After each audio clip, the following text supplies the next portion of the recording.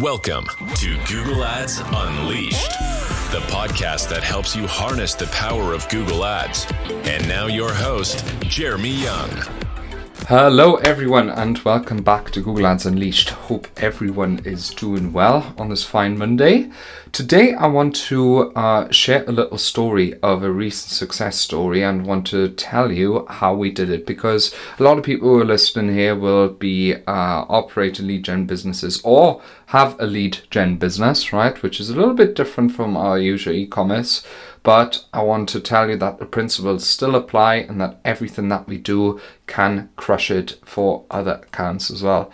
And if you want to hear all of those steps that we underdone, keep listening. So, little bit of a backstory. I love to play golf. I'm a very, very passionate golfer. I've not golfed in a few weeks because the Q4 stress has been horrific. But on the plus side, I get to meet a fantastic number of people, and sometimes you generate business without even sort of wanting to or having the intention to. And this exact thing happened to me in June. So in June, I played with a gentleman who I know from my local golf club, and I asked him what he does because I didn't know, and he said, "Oh, I work in sales." And I said, "Oh, what do you do then?" And I said, "Well, I do Google Ads." And he said, "My company, we spend about 15-20 grand a month on Google Ads." And I remember that. And then out of the blue, one day he just rang me and said, "Could you have a look at our ad account? Because we kind of sort of, been doing it and it's always been generating leads, but it's gone sort of downhill recently. Can you have a look?" Sort of classic situation. So I said, "Yeah, sure, put me in touch with your marketing department and I'm going to have a look." And it's a classic situation. Marketing department's a 2 or 3 man team.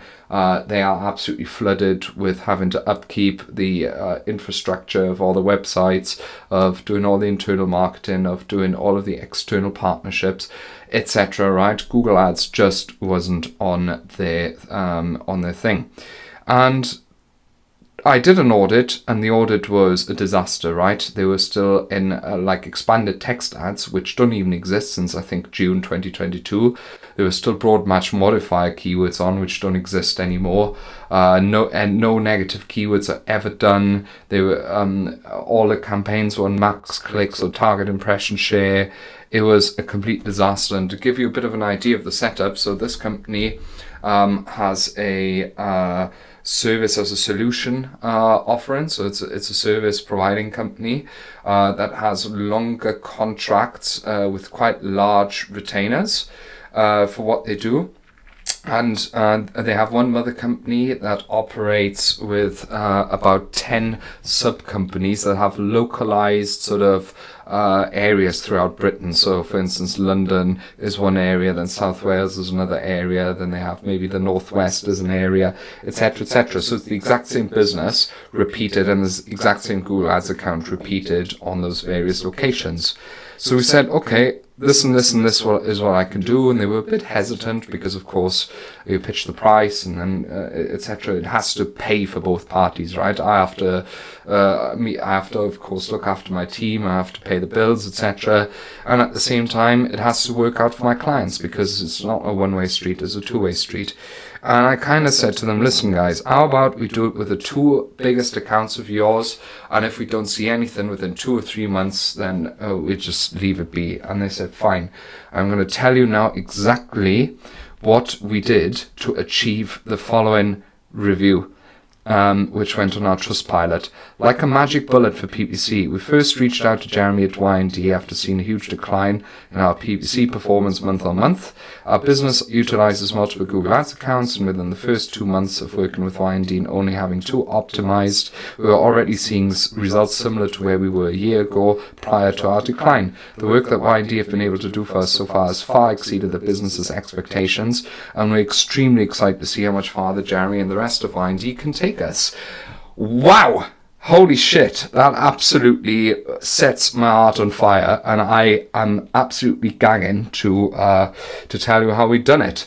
So the first thing that we had a look at is the conversion tracking, which did not work. So basically it was literally when you went on the site where you would get a quote to, like a contact page, that is the loading of that site actually triggered the inquiry. So that was, of course, a disaster in itself, right? Because we were just sending wrong signals to Google and we had no idea. So the first thing that we've done, we're actually establishing numbers. What would be good numbers together with the team? We sat down, we looked at their CRM. Oh, that's the first thing. I actually asked them, what kind of CRM do you use? And they said, HubSpot.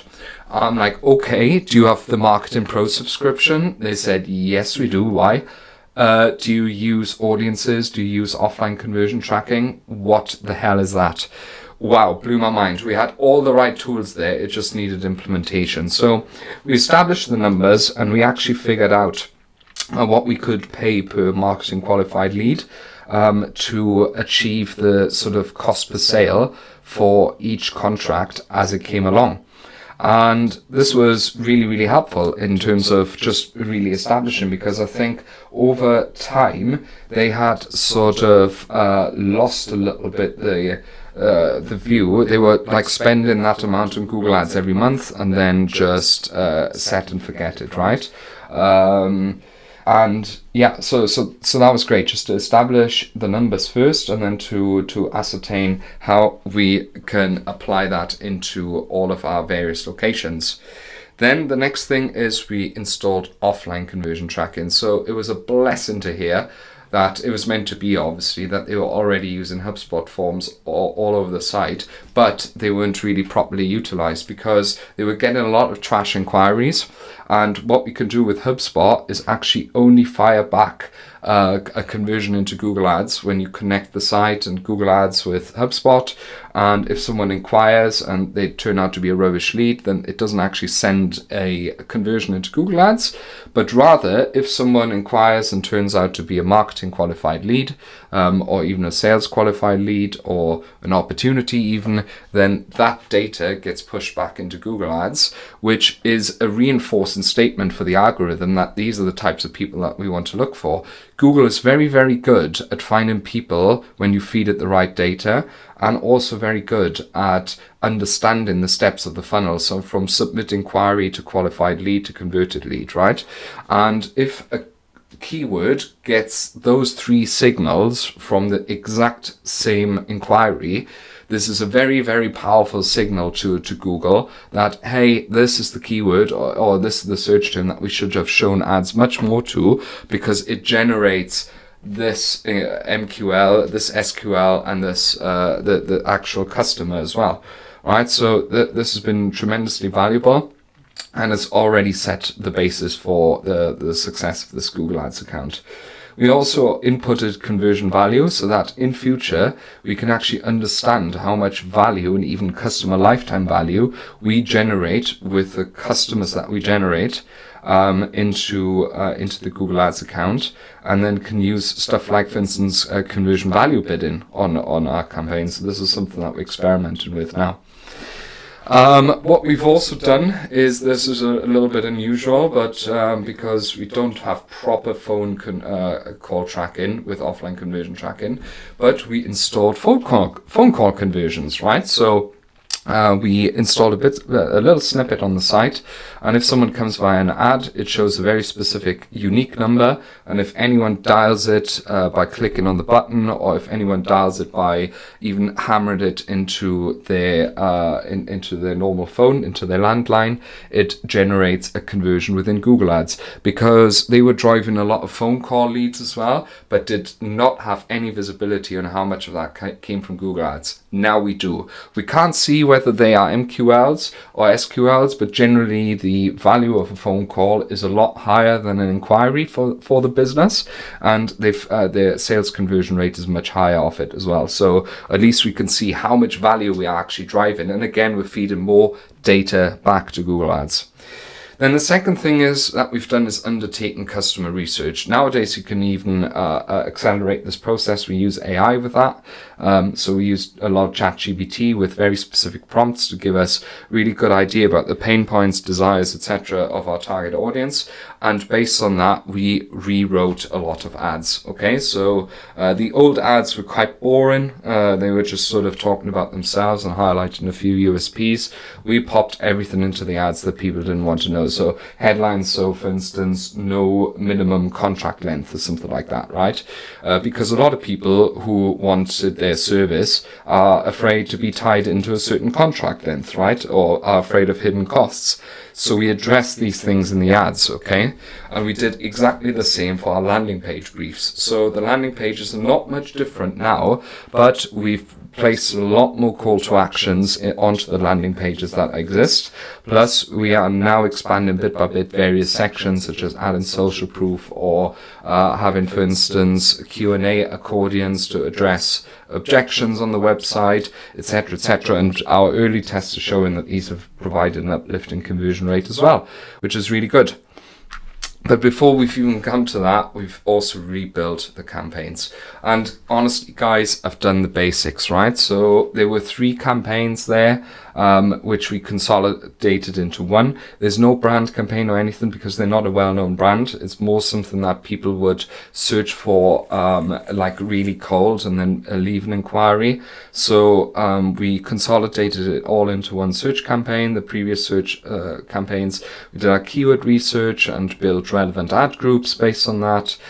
We used target CPA and max conversion bidding just to get it off the ground, which has worked pretty decent for us from the start. And we've done nothing fancy. All of the settings were just accurate in terms of radius targeting. We for instance also implemented proper negative keywords.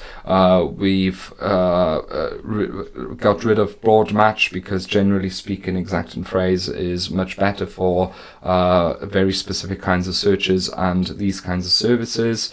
And we've implemented a few tests. So we're testing PMax with sort of let's say mediocre to okay results right now. We're also in the process of testing display remarketing. Generally speaking, provides trash leads, but we're going to try it anyway.